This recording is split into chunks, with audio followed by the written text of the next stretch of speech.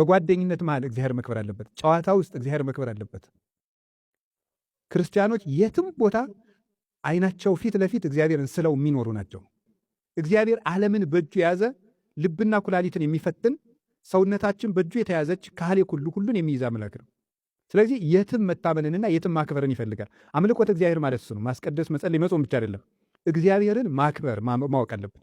የትም ቦታ ብትነግሩ እግዚአብሔርን ማክበር፣ ሹፌር ብትሆኑ እግዚአብሔርን ማክበር፣ ንግግራቸው ውስጥ ቤተ ክርስቲያን ውስጥ ሆኖ ውሎ ሄዶ ባጃጅ ውስጥ ሲገቡ ሰው መሳደብ አይደለም ክርስቲያንነት።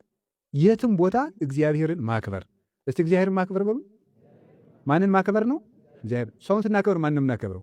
የትም ቦታ እግዚአብሔርን አክብሩት። በስጋችሁ እግዚአብሔርን ማክበር፣ በፀጉራችሁ እግዚአብሔርን ማክበር፣ በአፍንጫችሁ፣ በከንፈራችሁ፣ ባለባበሳችሁ የትም ቦታ እግዚአብሔርን አክብሩት። በመኝታዬ እግዚአብሔርን ማክበር አለብኝ ማለት አለባችሁ። በእንቅልፌ ተነስቼ እንቅልፌን ቀንሼ ፈጣሪን እንደማከብረው ለመግለጥ ሌሊት ተነስቼ አመሰግነዋለሁ። ማክበር አረማመድ ቅጥ ያጣ መሆን የለበትም። ንግግር፣ ይሄ ሁሉ እግዚአብሔርን ማክበር ነው።